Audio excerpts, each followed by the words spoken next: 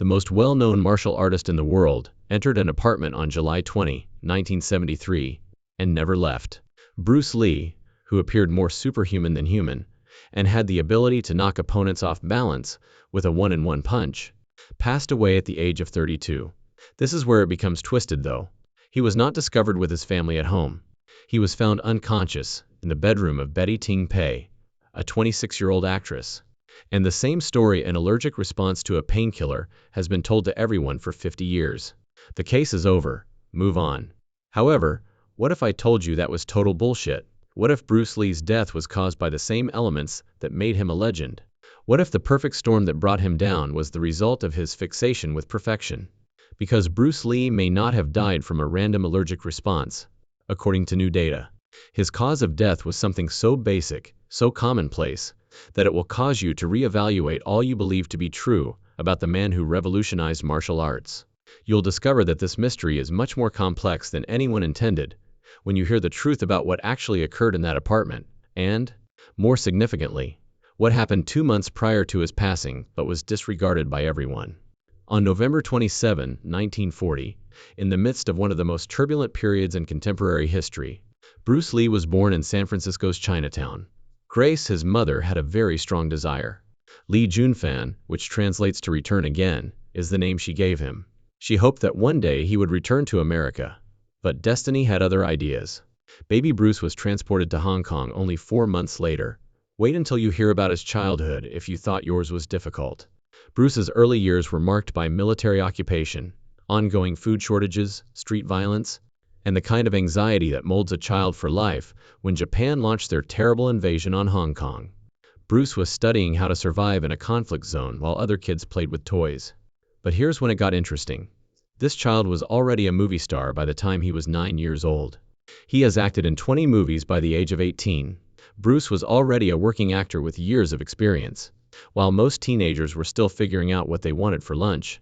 Fame, however, was unable to shield him from the turmoil at home. His father had a serious addiction to opium.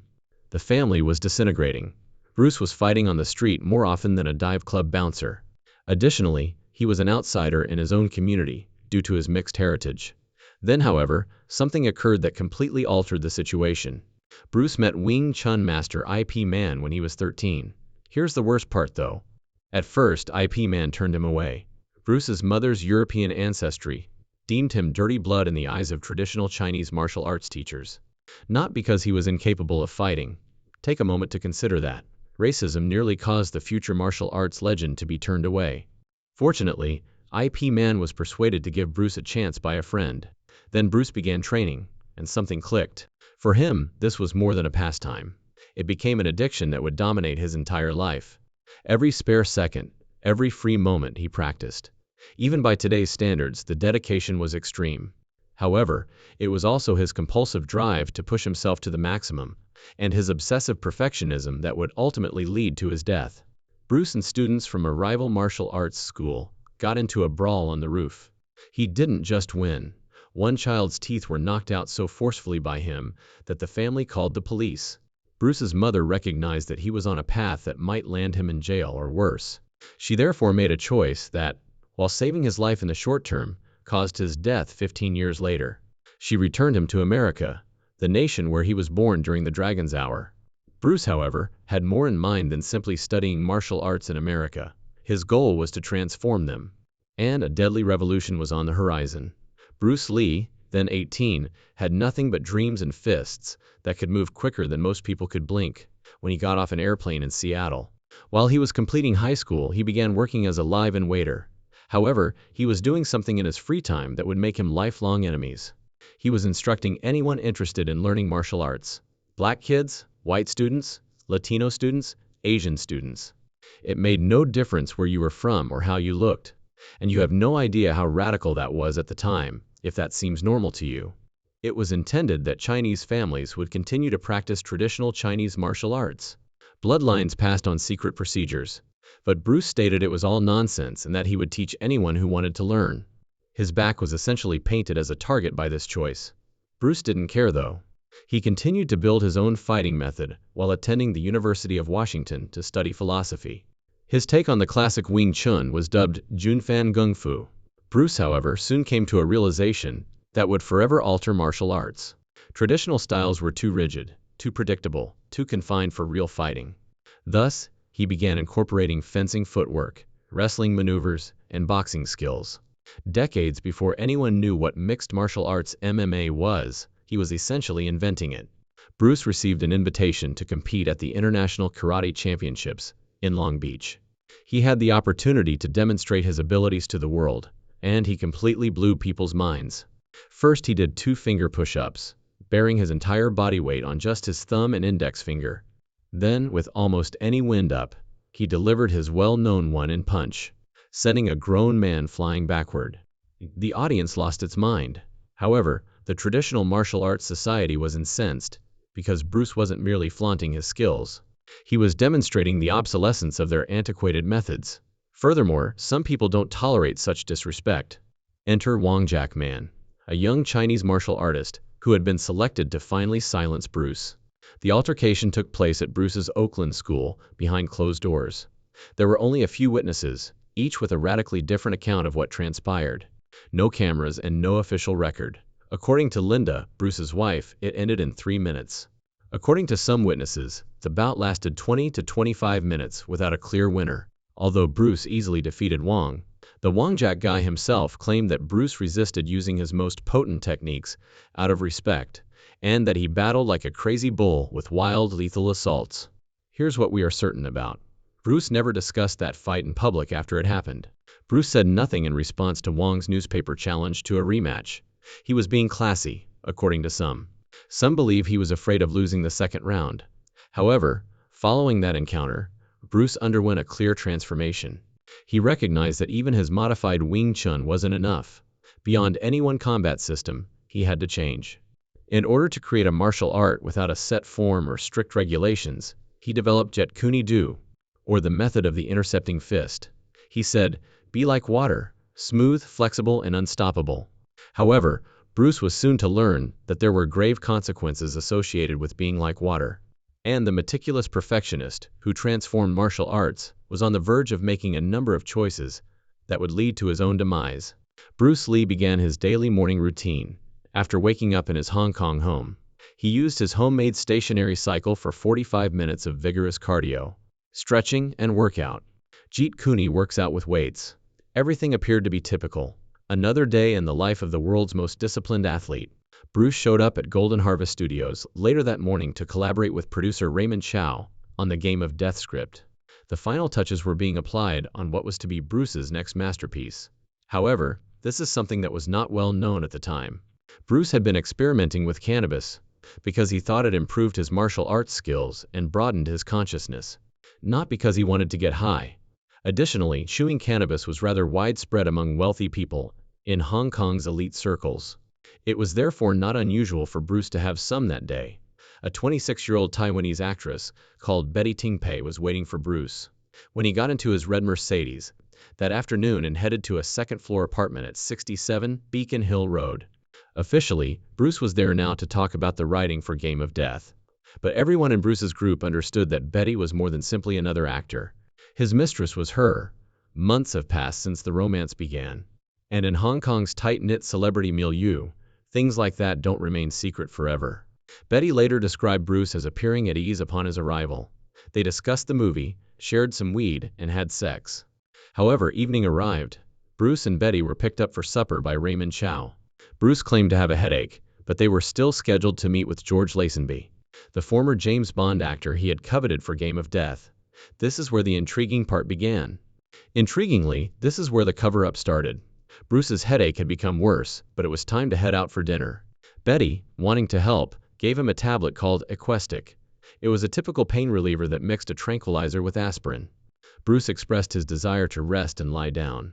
Telling Betty to bring Bruce when he felt better, Raymond went out to eat by himself. Bruce, however, never recovered. From the restaurant, Raymond called Betty again to inquire about their arrival time. Betty claimed that Bruce was asleep the first time. He was still asleep, she remarked the second time, but she was going to wake him up. However, Bruce remained silent as Betty crept into the bedroom and attempted to wake him.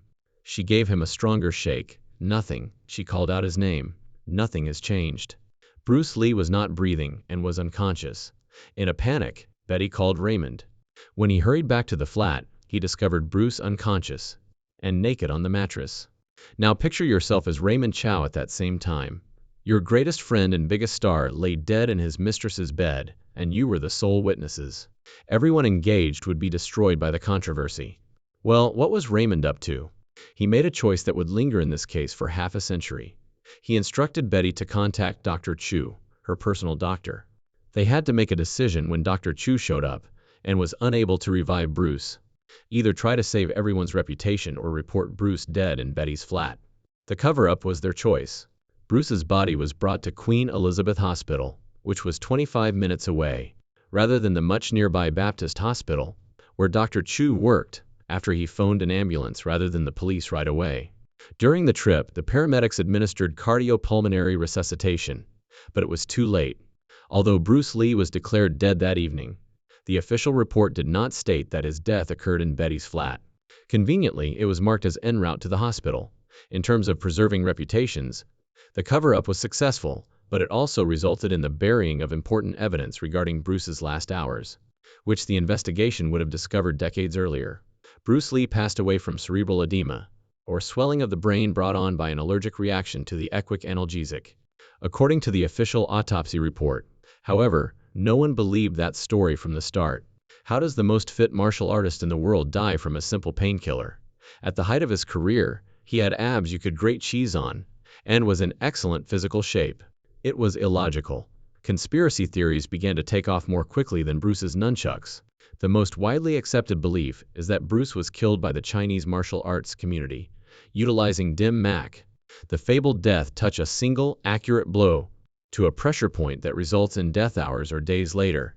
Others said that because he refused to pay protection money, the Hong Kong triads killed him.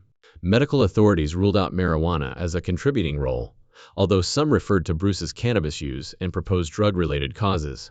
This one detail, however, truly got folks talking. The pay scandal involving Betty Ting. When the media learned where Bruce died, they went completely crazy.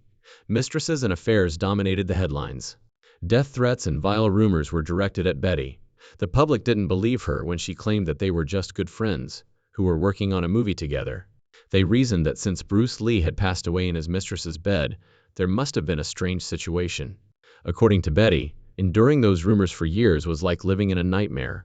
Her name was repeatedly dragged through the mud whenever Bruce's name was mentioned in the media. However, everyone remained oblivious to the true hints while they were preoccupied with the scandalous scene of Bruce's death. Because something that should have raised a huge red flag occurred 2 months ago. Bruce abruptly passed out while filming Enter the Dragon. He had the same symptoms as on his last day: headache, lightheadedness, and edema in the brain. Rushing to the hospital, he received treatment and made a full recovery. The weird part comes next. No meaningful follow-up was done. No ongoing observation. No inquiry into the initial source of the brain enlargement. Everyone went on when it was handled as a one-time occurrence. But in reality, Bruce's body was warning him with his previous fall. A warning that was totally disregarded. Additionally, most people are unaware of the operation specifics. Bruce had surgery to remove the sweat glands under his arms. Why? Because he wished to seem flawless on camera and free of obvious perspiration stains. Although sweat gland removal may seem like a simple cosmetic treatment, it can have a significant negative impact on your body's capacity to regulate temperature, particularly in hot, humid countries like Hong Kong. According to some specialists, Bruce was more vulnerable to heat stroke as a result of this procedure. Decades later, however, the true breakthrough was made. A group of renal experts from Spain released a study that revolutionized the field. They believed Bruce Lee died from something so easy, so ordinary that it would be hilarious if it weren't so awful. And when the tragedy involving the Lee family recurred years later, people began to question whether they were being followed by a curse of some sort. Brandon Lee, Bruce's son, was shot in the stomach by a malfunctioning prop gun while filming a scene for The Crow. At the age of 28, he passed away in the hospital. Lee men were killed in their prime by utterly random accidents for 2 generations. It was too cruel a coincidence to be true. However, the reality regarding Bruce's death had nothing to do with conspiracies or curses. It has to do with something far more commonplace and far more unsettling. Here's what truly killed Bruce Lee. And I can assure you that it will sound really crazy. Water. Bruce may have been slain by the same thing that he equated himself to in his be like water ideology. According to a study published by a group of Spanish physicians, Bruce Lee may have died of hyponatremia. It's a fancy medical phrase for excessive water intake. I understand your thoughts. How can someone be killed by drinking water? This is how it went. Your kidneys cannot keep up with the large volumes of fluid you consume too soon. Your salt levels in your blood fall dangerously low, and your brain begins to swell as a result. Bruce's autopsy revealed cerebral edema as the cause of death. Bruce was notorious for consuming large quantities of water, juice, and protein shakes throughout the day. According to the Spanish researchers, he drank water all the time, especially when working out hard.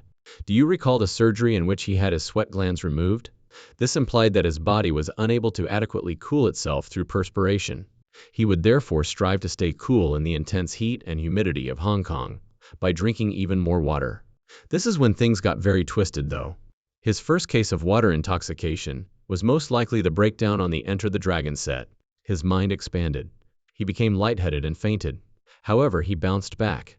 Rather than looking into what caused it, everyone simply went on. Bruce experienced another bout of hyponatremia 2 months later, but this time the swelling was too much for his brain to bear. The game is over.